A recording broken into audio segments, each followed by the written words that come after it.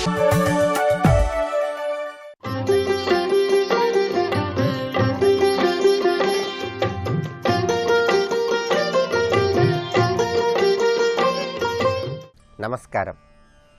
ప్రేక్షకులందరికీ శుభోదయం.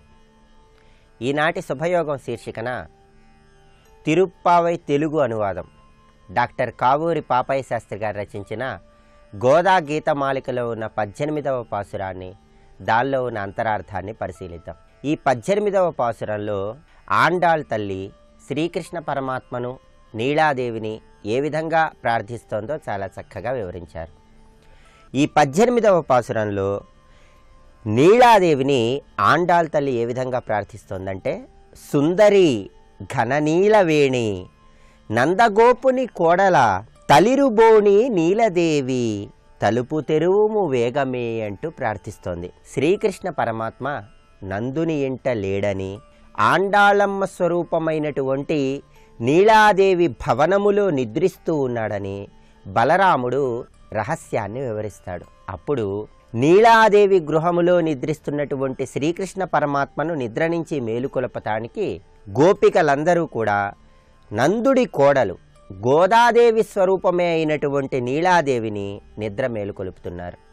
కృష్ణావతారంలో శ్రీకృష్ణ పరమాత్మ మీద నీలాదేవికి అందరికంటే ఎక్కువ స్వాతంత్రము, అధికారము ఉన్నాయి. ఆ నీలాదేవిని ప్రార్థిస్తూ ఇక్కడ పాసురంలో చాలా చక్కగా వివరించడం జరిగింది. కూయుచున్నవి గొంతులెత్తి కోర్కెలూరగ కుక్కుటమ్ములు అంటూ చక్కగా ప్రార్థన జరుగుతోంది. అంటే తెలతెలవారుతోంది. కుక్కుటములంటే కోళ్ళు కూస్తున్నాయి. కోళ్ళు కూస్తున్నాయి అంటే అది జ్ఞానానికి సంకేతం. శ్రీకృష్ణ పరమాత్మను నిద్ర నుంచి మేలుకొలిపి జ్ఞానప్రాప్తిని సిద్ధింపజేసుకోవాలని దీనిలో ఉన్న అంతరార్థంగా ప్రతి ఒక్కరూ గుర్తించాలి. అలాగే మాధవీలతలపై పికములు మధురగళములు విప్పెనే అంటూ ఆండాళ్ తల్లి ప్రార్థిస్తోంది. పికములు అంటే పక్షులన్నీ కూడా చాలా చక్కగా పలుకులు పలుకుతున్నాయి. ఆ పక్షుల ధ్వనులు చూసి తెలతెలవారిపోతోంది.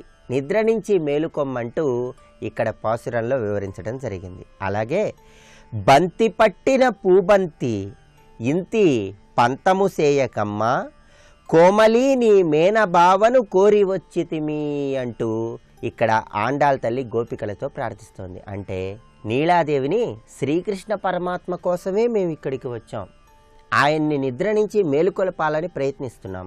అందువల్ల నీవు కూడా నిద్ర నుంచి మేలుకొని మా శ్రీకృష్ణ పరమాత్మను నిద్ర నుంచి మేలుకొలిపి మమ్మల్ని అనుగ్రహించేలా చెయ్యి అంటూ నీలాదేవిని గోపికలతో కలిసి ఆండాళ్ తల్లి ప్రార్థిస్తోంది. కలికి నీ కర కమల మందలి కంకణరవము నిండగా తలుపు తెరువుమును సంతోషమ్మున జాగుసేయకను అంటూ ప్రార్థిస్తున్నారు. అంటే స్వయంగా నీలాదేవే ఎర్ర తామరల వంటి సుందర సుకుమార సుగంధ హస్తమున కలిగినటువంటి గాజులు గలగలా ధ్వనిస్తూ ఉండగా అలా వచ్చి తలుపు తెరిచి శ్రీకృష్ణ పరమాత్మను నిద్ర నుంచి మేలుకొలిపి మమ్మల్ని అనుగ్రహించేలాగా చెయ్యమని గోపికలందరూ కూడా ప్రార్థిస్తున్నారు. అందువల్ల ప్రధానంగా ఈ పాసురంలో ఉన్న అంతరార్థాన్ని పరిశీలించినట్లయితే శ్రీకృష్ణ పరమాత్మ నందుని ఇంట కాకుండా నీలాదేవి, నందుని కోడలైనటువంటి నీలాదేవి భవనంలో నిద్రిస్తున్నాడు. నీలాదేవి భవనంలో నిద్రిస్తున్నటువంటి శ్రీకృష్ణ పరమాత్మను నిద్ర నుంచి మేలుకొలపటానికి గోపికలందరూ కూడా నీలాదేవిని శ్రీకృష్ణ పరమాత్మని ఇద్దరిని ప్రార్థిస్తున్నారు. ఎలా ప్రార్థిస్తున్నారంటే కోళ్ళు కూస్తున్నాయి, పక్షులు పలుకుతున్నాయి. ఈ సమయంలో తెలతెలవారిపోతోంది కాబట్టి నీలాదేవి నీవే స్వయంగా వచ్చి నీ గాజుల గలగల వినిపిస్తూ ఉండగా గడియ తీసి తలుపు తెరిచి శ్రీకృష్ణ పరమాత్మను నిద్ర నుంచి మేల్కొని మమ్మల్ని అనుగ్రహించేలా చెయ్యి అంటూ ప్రార్థిస్తున్నారు.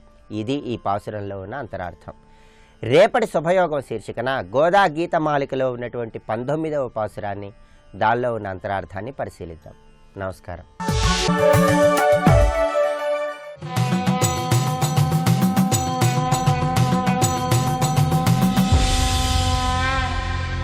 శతక సాహితీ సరస్వతికి నమస్కారం. వీర విహార రంగమని విస్తృతికెక్కిన ఆంధ్రభూమిలో పౌరునిగాను నర్చి రసవత్ రసవత్తరమంచును పేరుగొన్న సింగారపు తెలుగు భాష పలుకన్ లిఖింపగా మాతృభాషగా కూరిచితయ్య నాకు నిన్ను గొల్తు కృతజ్ఞుడ భక్తవత్సల. 90 సంవత్సరాల క్రిందట ఈ శేషాద్రి రమణ కవులు రాసినటువంటి పద్యం ఇది. ఈ భక్తవత్సల శతకంలో వీర విహార రంగమని పరమద్భుతమైన వీరులకు, త్యాగమూర్తులకు, యోగులకు ఆలవాలమైనటువంటి ఈ ఆంధ్ర దేశంలో పుట్టటమే నా యొక్క మహాభాగ్యం. వీర విహార రంగమని విస్తృతికెక్కిన ఆంధ్రభూమిలో పౌరునిగాను నర్చి, ఇక్కడ నన్ను ఒక పౌరుణ్ణి చేశావయ్యా, ఒక పౌరునిగా ఆంధ్రభూమిలో పుట్టించావు, చాలు నేను ధన్యుణ్ణి.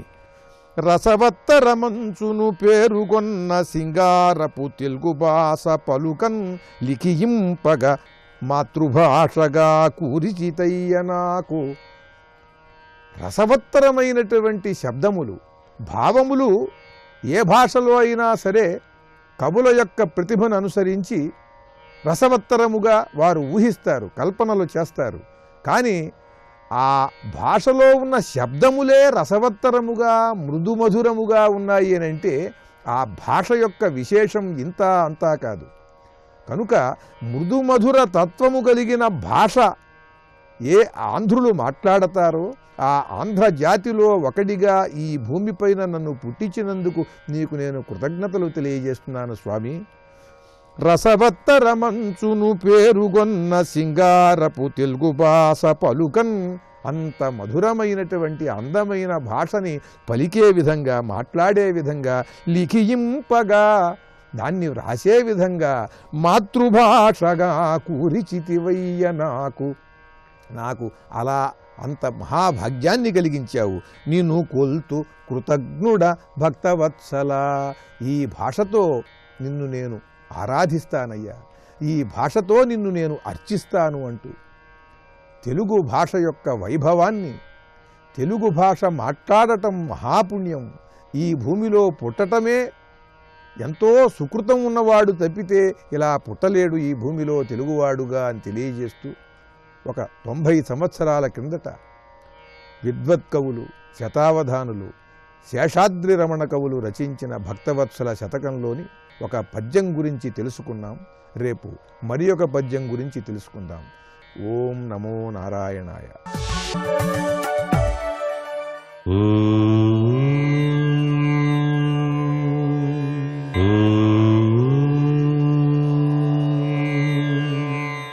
ఓం నమో నారాయణాయ. ఓం నమః శివాయ. శ్రీమాత్రే నమః. రుణబాధలు తీరటానికి, కష్టాల కడల నుంచి బయలుపడటానికి విష్ణుమూర్తిని ఏ విధంగా మనం ఆరాధన చేయాలి, మన భారతీయ సనాతన సంప్రదాయం ఏం చెబుతోంది అని ఆలోచన చేస్తే విష్ణు భగవానికి చాదును సమర్పించాలి. చాదు సకల దుఃఖాలని పోగొట్టేటువంటిది. చాదు అనేది ఎండు కొబ్బరి పెచ్చులు, నందివర్ధనం కలిపి తయారు చేస్తారు.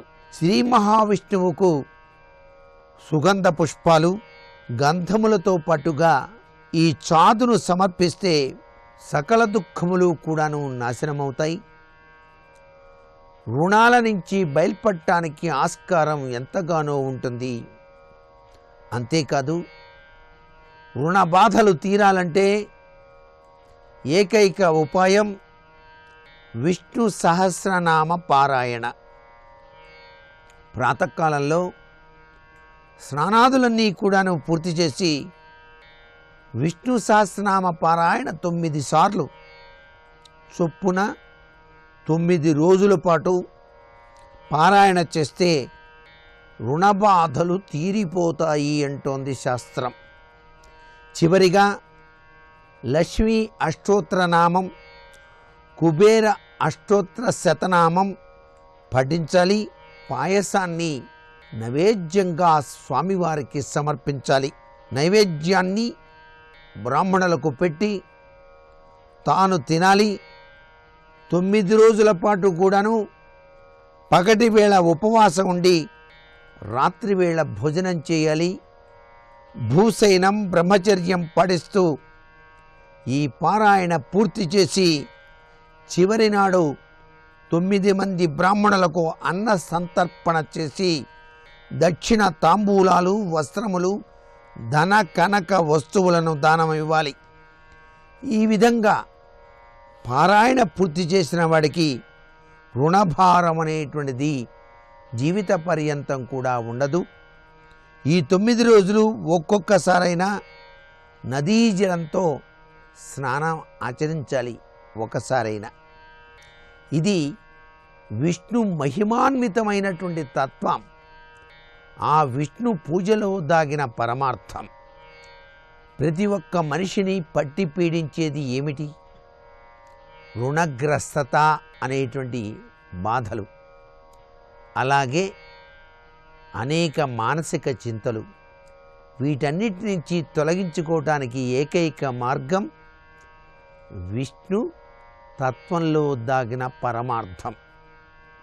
సర్వే జనా సుఖినో భవంతు.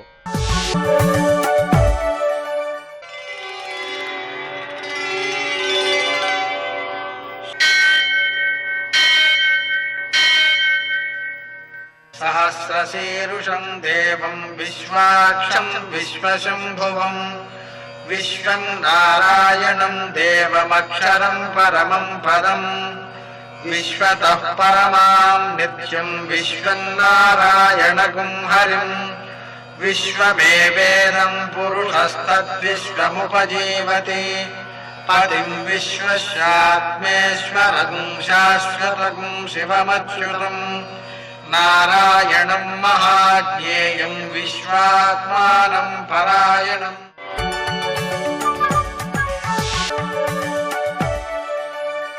సూర్యశౌర్యమథేంద్రపదవీ సన్మంగళం మంగళం. మృత్యుంజయాయ రుద్రాయ నీలకంఠాయ సంభవే అమృతేశాయ సర్వాయ మహాదేవాయ తే నమః. నేటి కాలమాన విశేషాలను గమనిద్దాం. స్వస్తిశ్రీ చాంద్రమాన దుర్ముఖనామ సంవత్సరం, ఉత్తరాయణం, కొన్ని పంచాంగాలలో దక్షిణాయనం, హేమంత ఋతువు, పుష్యమాసం, శుక్లపక్షం, సోమవారం. సూర్యోదయం 6:50 సూర్యాస్తమయం 5:49. తిథి చవితి మధ్యాహ్నం 3:47 వరకు. నక్షత్రం ధనిష్ట సాయంకాలం 4:47 వరకు. వర్జం రాత్రి 12:07 నుంచి 1:44 వరకు. దుర్ముహూర్తం మధ్యాహ్నం 12:41 నుంచి 1:25 వరకు. మరల మధ్యాహ్నం 2:53 నుంచి 3:37 వరకు. అమృతకాలం సూర్యోదయానికి ముందు ప్రారంభమైనది. సూర్యోదయానికి ముందు ప్రారంభమైనటువంటి అమృతకాలం సూర్యోదయం అయిన తర్వాత 7:41 వరకు కొనసాగుతూ ఉంది. రావుకాలం సోమవారం కాబట్టి ఉదయం 7:30 నుంచి 9 గంటల వరకు.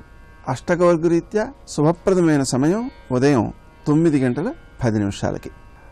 నేటి విశేషం: ధనుర్మాసంలో 18వ శుభదివసం.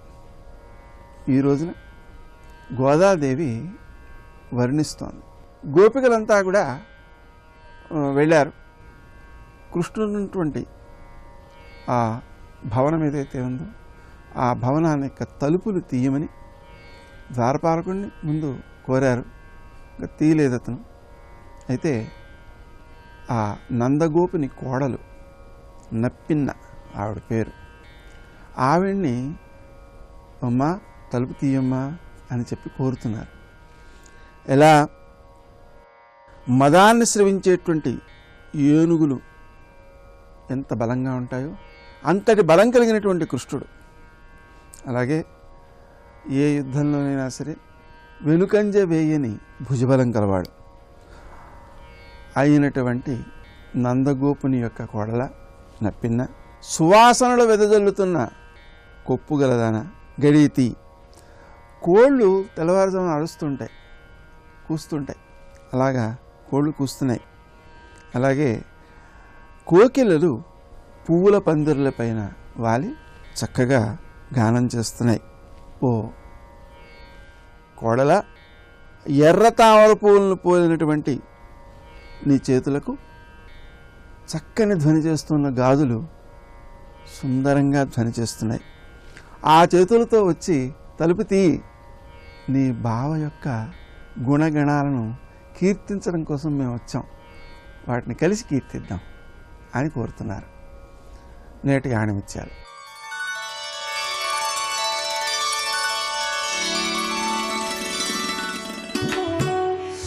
తనకేది తెలుసో తనకేది తెలియదో తెలిసినవాడు వివేకి.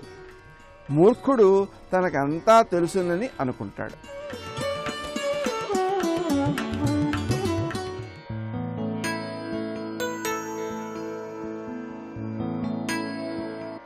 రేపు ఎలా అనే ఆలోచన అనవసరం. ఎందుకంటే రేపటి రోజు నువ్వు ఉంటావో లేదో తెలియదు కనుక.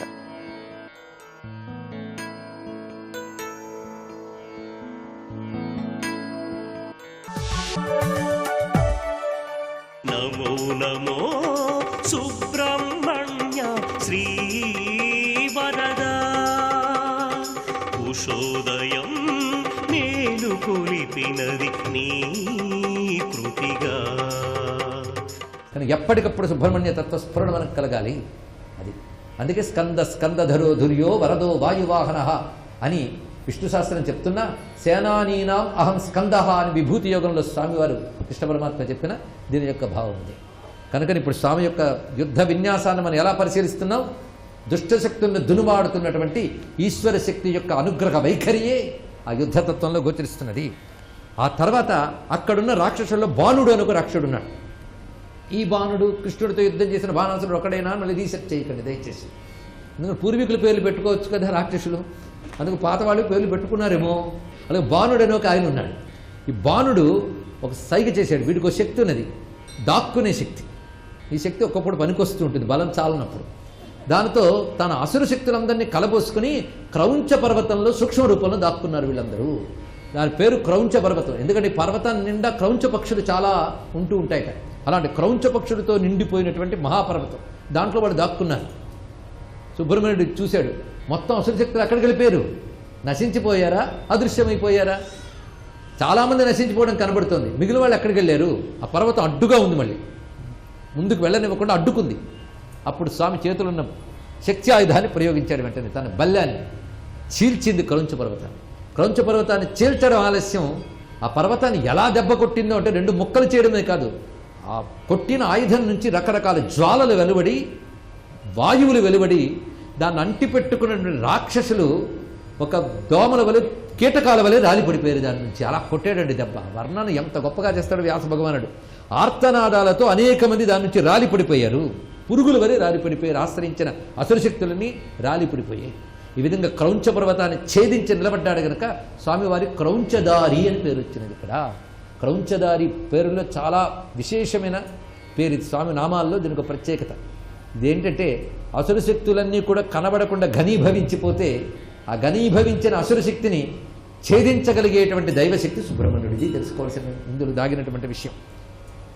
అటు తర్వాత స్వామి విజృంభణ ముందు చిత్రం ఏంటంటే, ఆయన పెద్దగా ఇతరులపై రకరకాల ఆయుధాలు ఉన్నాయి కనుక ప్రయోగించాడు, కానీ శక్తి ఆయుధం అలా పట్టుకున్నట్ట. చిత్రం ఏంటంటే, శక్తిని ప్రయోగిస్తే ఆ శక్తి ఆయుధం నుంచి అనేక శక్తి ఆయుధాలు బయటకు వచ్చాయి. ఇది శక్తి ఆయుధం అంటే అమ్మవారి ఇచ్చిన ఆయుధం. దాని నుంచి అనేక రకాల ఆయుధాలు వెనుకొస్తున్నాయి. ఆ పనులు చేసుకుని మళ్ళీ శక్తి వెనక్కి వచ్చేస్తుంది ఆయన చేతిలోకి. అటువంటి శక్తి ఆయుధం ఉన్నది కనుక అలాంటి శౌర్య పరాక్రమాలు మరొక వీరుని దగ్గర చూడలేమయ్యా. ఈ విధంగా తారకాసుర సంహారం చేసినటువంటి సుబ్రహ్మణ్య స్వామికి దేవతలందరూ జయ జయధ్వానములు పలికి కుసుమవృష్టి కురిపించారు. ఆ సమయంలో దేవతా స్త్రీలు 100,000 మంది యోగీశ్వరుడైన సుబ్రహ్మణ్యుని అన్నారు. మాటలు ఒక్కొక్కటి చూడాలి ఇక్కడ. యోగీశ్వరుడు, యోగస్వరూపము, యోగీశ్వరుడైన సుబ్రహ్మణ్యుని కుసుమవృష్టితో ఆరాధన చేశారు. అలాగే వాయుదేవత దివ్యగంధముల పరిమళముతో అక్కడ వీచినది. గంధర్వులు, యాగశీలురైన మహర్షులు, యాగశీలా మహర్షయ అన్నారు ఇక్కడ. యాగశీలురైన మహర్షులు అంటే యజ్ఞ స్వభావము కలిగినటువంటి వారు అయిన మహర్షులు స్వామివారిని స్తుతులు చేశారు అన్నారు ఇక్కడ. ఇప్పుడు ఆయన అనుగ్రహం అటు ఋషులకి దేవతలకి ఉభయులకి కూడా లభిస్తుంది. ఋషులు ఎప్పుడు లోకక్షేమం కోసం కోరుకునేవారు, అది కలిగించేవారు దేవతలు. కానీ దేవతలు ఋషులు వీళ్ళని ఎప్పుడు మర్చిపోరారని. ఋషులు జ్ఞానము, దేవతల దివ్యత్వము. ఈ రెండూ కావాలి ఇక్కడ మనకి. దేవా యుద్ధే యాగే విప్రాహ స్వీయాం సిద్ధిం హ్వాయం హ్వాయం యం సిద్ధ్యంతి స్కందం దేవం సుబ్రహ్మణ్యోం సుబ్రహ్మణ్యోం. వేదపాదస్తవంలో చెప్పబడ్డ మంత్ర సమానమైన శ్లోకం అది. మహాద్భుతమైన మంత్రరాశి స్కంద వేదపాదస్తవం. దేవా యుద్ధే యాగే విప్రా. యుద్ధకాలమునందు దేవతలు, యాగకాలమునందు విశేష ప్రజ్ఞ కలిగినటువంటి మహర్షులు ఎవరిని ఆరాధించి వారి సిద్ధుల్ని పొందుతున్నారో ఆ సుబ్రహ్మణ్యునికి నమస్కారము ఇది చెప్తున్నారు. ఇంకేం కావాలండి? కానీ యజ్ఞస్వరూపుడుగా ఇక్కడ చెప్పబడుతున్నాడు.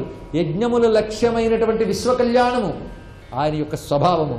విశ్వకళ్యాణంకి నియమింపబడ్డ దేవతలు ఆయనకి సేనలు. ఇది తెలుసుకోవాల్సింది ఇక్కడ ఒక్క శ్లోకంలో. దేవా యుద్ధే యాగే విప్రాహ స్వీయాం సిద్ధిం హ్వాయం హ్వాయం యం సిద్ధ్యంతి స్కందం దేవం సుబ్రహ్మణ్యం సుబ్రహ్మణ్యం.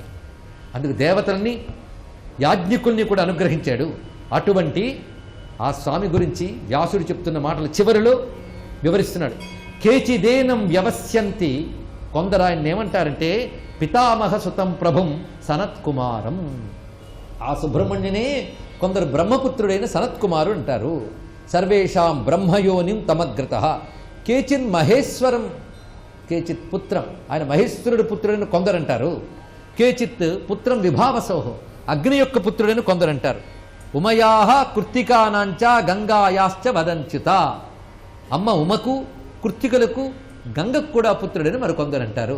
మొత్తానికి కుమారుడు గనక వీరందరికీ పుత్రుడే. కనుక సుబ్రహ్మణ్య ఆరాధన చేసేటప్పుడు గంగ అంటే జలతత్వం, అగ్నితత్వం, ఆకాశతత్వం, పంచభూతత్వములు కనబడటమే కాకుండా శివశక్తుల తత్వము, విష్ణు లక్ష్మీతత్వము, అదేవిధంగా బ్రహ్మతత్వము సర్వము గోచరిస్తున్నాయి.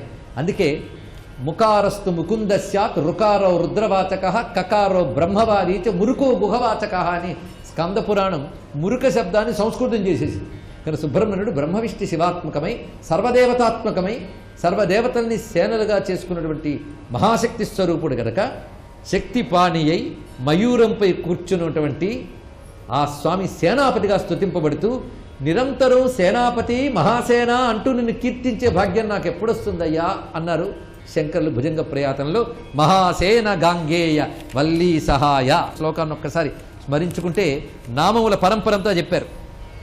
మహాసేన గాంగేయ వల్లీ సహాయ ప్రభోతారకారే షడాశ్యామ రేస సదా పాయసాన్న ప్రియస్తం గుహేతి స్మరిష్యామి భక్త్యా కదాహం విభోత్వాం కుమారేశ సూనో గుహస్కంద సేనాపతే శక్తిపాణే మయూరాధిరూఢ పులిందాత్మజా కాంత భక్తార్తిహారిన్ ప్రభో తారకారే సదా రక్షమాం త్వం.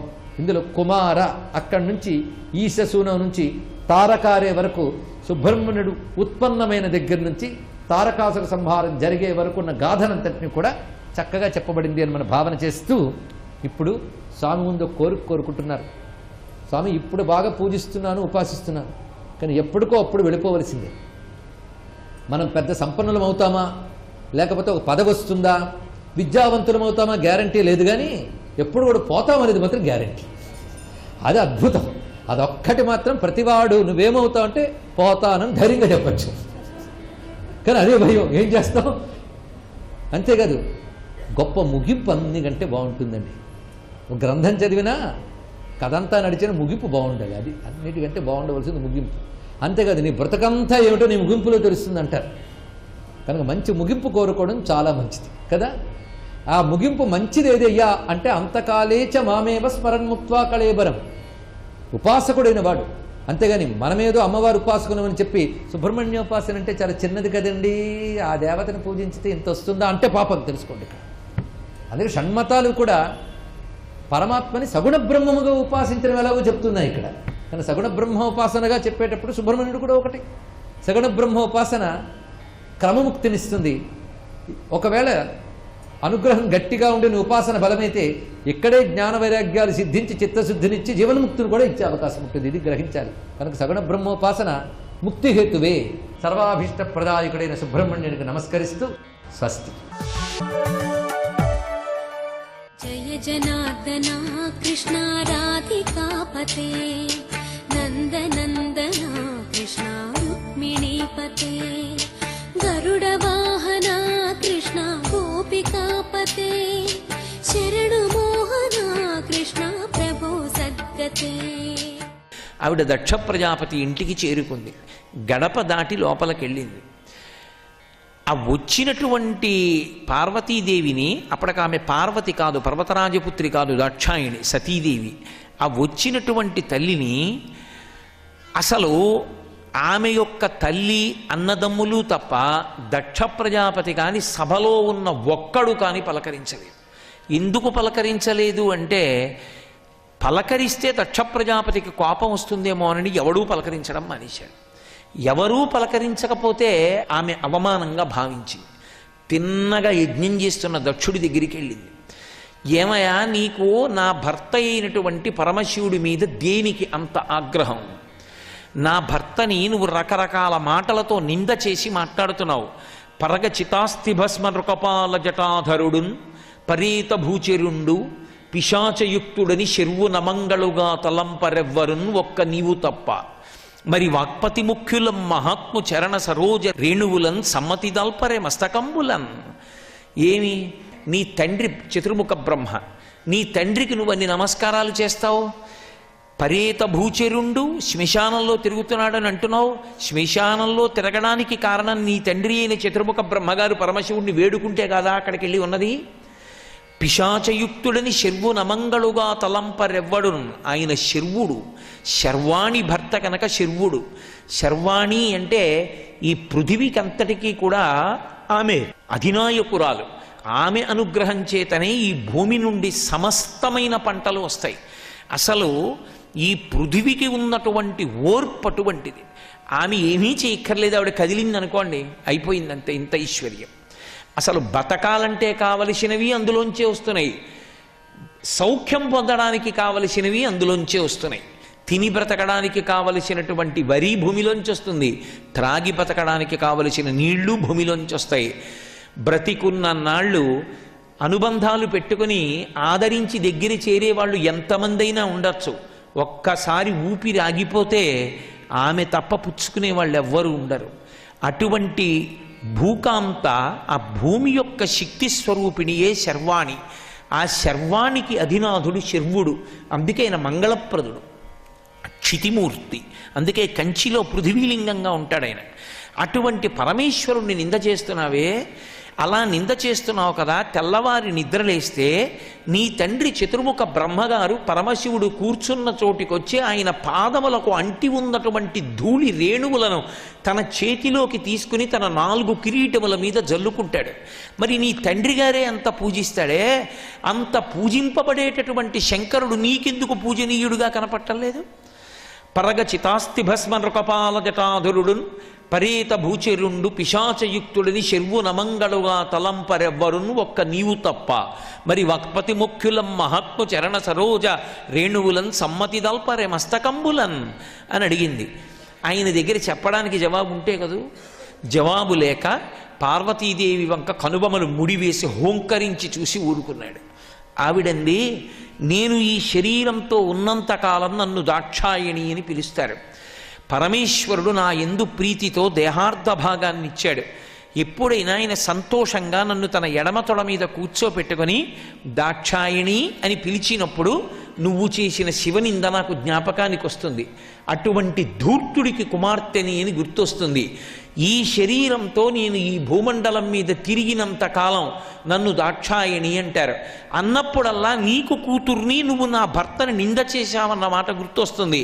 అందుకే నేను ఇక ఈ శరీరంతో ఉండను అని నరుడ జ్ఞానమునన్ భుజించిన జుగుప్సంబైన యన్నంబు సయ్యన వెళ్ళించి పవిత్రుడైన గతి దుష్టాత్ముండవై ఈశ్వరున్ అఘను నిందించిన నీ తనూభవ యనంగా నోర్వా హేయభాజనమైన ఈ శరీరమున్ విడిచి భాస్వచ్యుద్ధి ప్రాపించదన్ అందే తల్లి. నరుడు తెలియక పాయసాన్నం కదా, చాలా రుచిగా ఉంది కదా అని కడుపు నిండా తినేశాడు. ఆఖరణ జిహ్వచాపల్యంతో ఇంకొక గరిటె తిందామని గరిటెతో పైకి తీశాడు. ఓ చనిపోయిన బల్లి వచ్చింది అందులో. ఇప్పటి వరకు తను తిన్నది ఎంత మధురమైన పాయసాన్నమైనా, తాను ఇష్టపడి కడుపు నిండా తిన్నా అందులో ఒక బల్లి పడి చనిపోయింది అని తెలిసిన తర్వాత కడుపులోకి వెళ్ళిన పదార్థాన్ని కడుపులో ఉంచుకుంటాడా? కంఠంలోకి వేలు జొనిపి కావాలని వాంతి చేసుకుని కడుపులో ఉన్న పదార్థాన్ని బయటికి సయ్యని వెళ్ళించినట్లు ఏ పరమశివుణ్ణి నువ్వు నింద చేశావో అటువంటి నీకు నేను కుమార్తె అని అనిపించుకునే కన్నా ఇక ఈ శరీరాన్ని విడిచిపెట్టేస్తాను, భాస్వచ్యుద్ధి ప్రాపించదన్ అని ఆమె అక్కడే కూర్చుని యోగశక్తి చేత తనలో ఉన్నటువంటి ఆ యోగ మార్గంలో వాయువులను కదిపి యోగాగ్ని యందు తన శరీరాన్ని దగ్ధం చేసి భస్మరాశిగా కింద పడిపోయింది. ఇది చమత్కారం. శివుడు శివుడిగా ఉంటాడు. ఎవడు ఎంత తప్పిదం చేసినా ఆయన పట్టించుకోడు. బిడ్డలు కదూ అంటుంటాడు. ఆయన జోక్యం చేసుకుని బుద్ధి చెప్తే తప్ప, లేకపోతే లోకమంతా దారి తప్పుతోంది.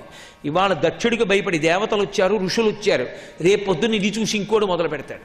కాబట్టి ఇలా దారి తప్పి ప్రవర్తిస్తే, శివనింద చేస్తే లోకాలకి అభ్యున్నతి కలగదు. అందుకే మనం ఓ మాట అంటుంటాం, మరణవాంగ్మూలము అంటాం. శరీరం విడిచిపెట్టే ముందు చెప్పినటువంటి మాట పరమసత్యం. అమ్మవారు సతీదేవిగా శరీరాన్ని విడిచిపెట్టేస్తూ ఒక మాట చెప్పింది, భవో నహోద్వేష్టి శివం శివేతరహ అంది. పరమశివుణ్ణి నిందించిన చోట, శివ నింద విన్న చోట అసలు ఇక మంగళములు జరగవు. ఎక్కడ శివనామ సంకీర్తనము జరుగుతుందో, ఎక్కడ శివుడు ఆరాధింపబడతాడో, ఎక్కడ శివుడు నమస్కరింపబడతాడో అక్కడ సర్వమంగళములు కలుగుతాయి. ఎక్కడైనా ఎవడైనా తెలియక శివనామాన్ని ధిక్కరించినా, శివుణ్ణి ద్వేషించి మాట్లాడినా శక్తి ఉంటే నిగ్రహించాలి, లేకపోతే చెవులు మూసుకుని వెళ్ళిపోవాలి. అంతేకాని శివనింద వింటే లేనిపోని ఉపద్రవాలు వస్తాయి లోకంలో. శివుడికి వ్యతిరేక ప్రచారాలు చేయడమే లోక నాశనం అవ్వడానికి కారణమవుతుంది. నువ్వు శివనింద చేశావు కాబట్టి నీకు మంగళం ఎక్కడి నుంచి వస్తుంది? నీ యజ్ఞం పూర్తవదు, నువ్వు దెబ్బతింటావని చెప్పి ఆ తల్లి శరీరాన్ని విడిచిపెట్టేసింది. ఇప్పుడు లోకానికి మార్గం చెప్పడానికి శివుడికి కోపం వచ్చి లేస్తాడు. శివుణ్ణి రుద్రుణ్ణి చెయ్యాలి అంటే ఆవిడ వల్లే సాధ్యం, అందుకెళ్ళింది తప్ప ఆమె శివుణ్ణి ధిక్కరించి వెళ్ళేటటువంటి లక్షణం ఉన్నది కాదు. బిడ్డల్ని దారిలో పెట్టాలి కాబట్టి ఆమె శరీరం విడిచిపెట్టి కోపం తెప్పించింది. శరీరం విడిచిపెట్టేసింది కాబట్టి ఆమె లేకుండా పోదు, పరమశివుని యందే శక్తి స్వరూపంగా అణిగిపోతుంది ఆవిడ.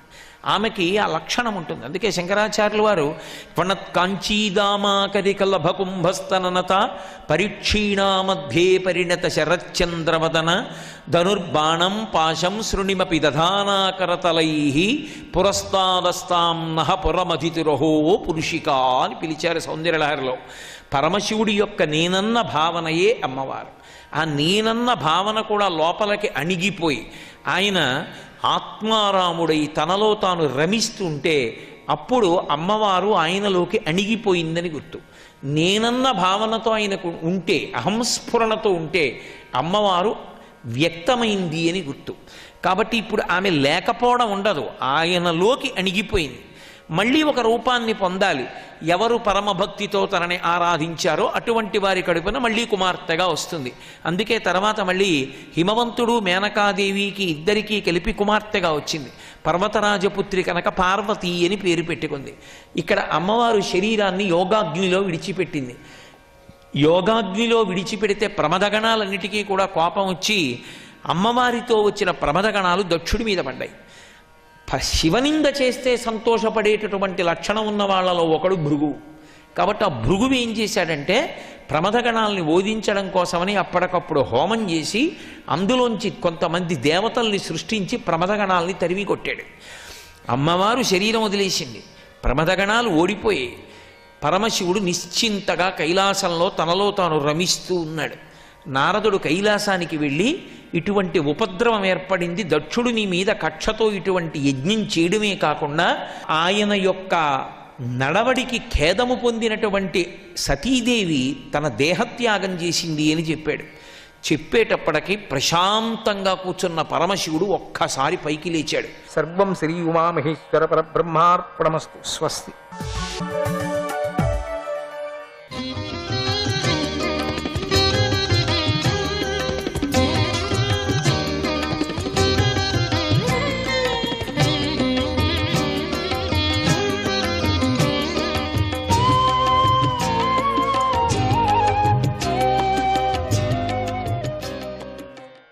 అచ్యుతాయ నమః. పార్వతీదేవి చిత్రకేతువుని ఇలా శాపించింది. ఎందుకంటే శివుణ్ణే హాస్యం చేశాడే వీడు. శివసభకు వచ్చి వీడు శివపార్వతి విచారమే తెలియకపోయింది వీడికి. ఓరీ దుష్టాత్ముడా, నువ్వు పాపమయమైన రాక్షస జన్మను పొందు. ఈ శిక్షతో నువ్వు మళ్ళీ మహాత్ముల పట్ల తప్పు చేయకుండా ఉంటావు అని శపించింది. ఎక్కడి నుంచి ఎక్కడికి వచ్చిన చిత్రకేతు కథ చూడండి. ఇప్పుడే నాకు జీవన్ముక్తి కలిగింది. మా అమ్మలందరికీ నమస్కారం. వాళ్ళ నుంచి తొందరగా సద్య ఈ మానవ జన్మాన్ని తొలగించుకున్న తొందరగా. ఎందుకంటే భగవద్భక్తులైనటువంటి వాళ్ళు ఈ మానవ జన్మలో తట్టుకోలేని కష్టాలు, నిందలు, ఇవి అనుమానాలు ఇవన్నీ పడాల్సి వస్తుంది. అబ్బోయ్ మంచి పని చేశారు, నాకు నేను వెళుతున్నాను అని రాజుకు నువ్వెవడు తండ్రి, నువ్వెవరు తల్లి నాకు తెలియదు పో అని వెళ్తానన్నప్పుడు అప్పుడు కానీ జ్ఞానోదయం కాలేదు చిత్రకేతు మహారాజుకి. అప్పుడు అంగీరస మహర్షి, నారదులు ఉపదేశించినటువంటి బ్రహ్మజ్ఞానం చెప్పలేనంత అలివిగాంది. అటువంటి బ్రహ్మజ్ఞానాన్ని పొంది పరమాత్ముడు దర్శనమయ్యి అటువంటి బ్రహ్మతత్వాన్ని పొందినటువంటి చిత్రకేతువు వస్తూ వస్తూ కైలాసంలో శ్రీ పార్వతీ పరమేశ్వరుల జంట చూసినప్పుడు లేనిపోని మాటలంతా మాట్లాడతాడు. అప్పుడు మాట్లాడినప్పుడు పార్వతి ఊరికే ఉంటుందా, నువ్వు బ్రహ్మజ్ఞానం పొందితే ఏమి, నువ్వు మహాత్ముడైంటే ఏమి, నువ్వు దుష్టాత్ముడైనటువంటి నువ్వు ఆది పిత ఆది మాత దంపతులు మేము, ఆది దంపతులు మేము, అటువంటి వాళ్ళని గురించి నువ్వు విచారించి అవమానం చేశావు. నువ్వు మా మీదనే నీకు అనుమానం వచ్చింది. ఓరి దుష్టాత్ముడా, నువ్వు పాపమైనటువంటి రాక్షస జన్మను పొందు. ఎక్కడి నుంచి ఎక్కడికి కథ చూడండి. మనం అక్కడ యుద్ధంలో ఉన్నాం, అక్కడి నుంచి వచ్చాం మనం. ఈ శిక్షతో నువ్వు మళ్ళీ మహాత్ముల పట్ల తప్పు చేయకుండా ఉంటావు అని శపించింది. అప్పటికి తన తప్పు తెలుసుకున్నటువంటి చిత్రకేతు విమానం దిగివచ్చి పార్వతీదేవిని స్తుతించి ప్రసన్నురాలిని చేసుకున్నాడు. ఆ తల్లితో ఇలా అన్నాడు, అమ్మా, నీ శాపాన్ని నేను వినయంగా స్వీకరిస్తున్నాను. మానవుడికి ప్రారబ్ధ కర్మ వల్ల లభించబోయే దానినే దేవతలు సూచన మాత్రంగా తెలుపుతూ ఉంటారు. అజ్ఞానంతో వ్యామోహాన్ని పొందిన జీవుడు ఈ సంసార చక్రంలో తిరుగుతూ దేశకాలాల అన్నిటి యందు సుఖ దుఃఖాలను అనుభవిస్తూనే ఉంటాడు. నైవాత్మాన పరచ్చాపి కర్తా స్యాత్ సుఖ దుఃఖయోః కర్తారం మన్యతే ప్రాజ్ఞ ఆత్మానం పరమేవ చ. సుఖ దుఃఖాలకు కర్త ఆత్మ కాదు, ఇంకొకరు కాదు. కానీ అజ్ఞానవంతుడు తన ఆత్మ గాని మరొకడు గాని సుఖదుఖాలకు కర్త అని భావిస్తూ ఉంటాడు. ఈ సంసారము సత్వరజస్తమో గుణాల ప్రవాహమై ఉంది. అట్లా ప్రవాహమయమై ఉంది అంటే మిథ్య అయి ఉంది. అందుచేత దీనిలో శాపానుగ్రహాలు ఎలా ఉంటాయి, స్వర్గ నరకాలు ఎలా ఉంటాయి, సుఖదుఖాలు ఎలా ఉంటాయి. అద్వితీయుడు, కర్తృత్వ భోక్తృత్వాలు లేనివాడు అయినటువంటి భగవంతుడే తన మాయాశక్తితో సకల ప్రాణులను సృష్టిస్తున్నాడు. వారి వారికి బంధమోక్షాలను సుఖదుఖాలను కూడా సృష్టిస్తున్నాడు. భగవంతుడు సర్వసముడు. ఆయనకు రాగద్వేషాలు లేవు. ఆయనకు ఒకడు ప్రియుడు మరొకడు శత్రువు అని గాని, తనవాడు పరాయివాడు అనేటువంటి భేదం గాని లేదు. ఆయనకు జ్ఞాతి బంధువు అని లేరు. సుఖమందు ఆయనకు ఆసక్తి లేదు. అటువంటి స్థితిలో ఉన్న ఆయనకు కోపం ఎలా వస్తుంది? అయినప్పటికీ జగద్రూపంగా ప్రకటమైన ఆయన మాయాశక్తి ఈ దేహం ధరించిన వారికి సుఖదుఖాలను, మంచి చెడులను, బంధమోక్షాలను, జనన మరణాలతో కూడిన సంసారాన్ని కల్పించటంలో తగినది అవుతోంది. ఓ పతివ్రత, కోపించిన నిన్ను స్తుతించి ప్రసన్నురాలిని చేసుకుంటున్నాను. కానీ అది నా శాప విముక్తి కొరకు కాదు. జగన్మాతవైన నిన్ను నిందించిన పాపానికి నేను భయపడుతున్నాను. అందుకు నన్ను క్షమించు. నీ శాపాన్ని నేను వినయంగా స్వీకరిస్తున్నాను అని చిత్రకేతు పార్వతీ పరమేశ్వరుని ప్రసన్నం చేసుకుని అందరూ ఆశ్చర్యంగా చూస్తూ ఉండగా తన విమానంలో వెళ్ళిపోయాడు. అప్పుడు రుద్రుడు, దేవతలు, మహర్షులు, దైత్యులు, సిద్ధులు, రుద్రగణాలు వాళ్ళంతా వింటూ ఉండగానే పార్వతీదేవితో ఇలా అన్నాడు: ఓ సుందరి, శ్రీహరి లీలలు ఎంతో ఆశ్చర్యకరంగా ఉంటాయి. అయినా సేవకులు కూడా కోరికలు లేని మహాత్ములే. అటువంటి మహాత్ముని గొప్పతనాన్ని నువ్వు చూశావు. శ్రీహరిని శరణు పొందిన భక్తులెవరైనా కూడా దేనికి భయపడరు. వారు స్వర్గ నరక మోక్షాలన్నిటిలోనూ అంతటా సమానంగా పరమార్థతత్వమైన భగవంతుడే దర్శిస్తున్నారు. ప్రాణులకు దేహంతో తాదాత్మ్యం వల్లనే సుఖదుఖాలు, జనన మరణాలు, శాపానుగ్రహాలు మొదలైన ద్వంద్వాలు కలుగుతూ ఉంటాయి. ఇదంతా ఈశ్వరుడి లీల. మానవుడికి అవివేకంతో మంచి చెడ్డలు, సుఖదుఖాలు అనే తేడా కనిపిస్తూ ఉంటుంది. ఇది స్వప్నావస్థలో భేదం లేని ఆత్మ చైతన్యంలో అనేక భేదాలు భాషించటం వంటిది. మాలను చూసి పాము అని భ్రమపడినట్లుగా మానవుడు అనాత్మయందు ఆత్మను దర్శిస్తాడు. వాసుదేవే భగవతి భక్తిం ఉద్వహతాం నృణాం జ్ఞానవైరాగ్య వీర్యాణాం నేహ కశ్చిద్వ్యాపాశ్రయః. భగవంతుడైన వాసుదేవుడి యందు భక్తిని కలిగి ఉండి జ్ఞాన వైరాగ్యాల బలం కలిగిన మానవులకు ఈ లోకంలో ప్రత్యేకంగా ఆశ్రయించదగినది ఏదీ లేదు. నేను బ్రహ్మదేవుడు, సనత్ కుమారుడు, నారదుడు, బ్రహ్మమానస పుత్రుడైన మహర్షులు కూడా శ్రీహరి యొక్క అభిప్రాయాన్ని, లీలలను, స్వరూపాన్ని తెలుసుకోలేకపోతున్నాం. శ్రీహరి అంశయే బ్రహ్మదేవుడు. బ్రహ్మగారి అంశలైనటువంటి లోకపాలకులు భేదదృష్టితో తామే ప్రభులమనేటువంటి భావన కలిగి ఉన్నారు.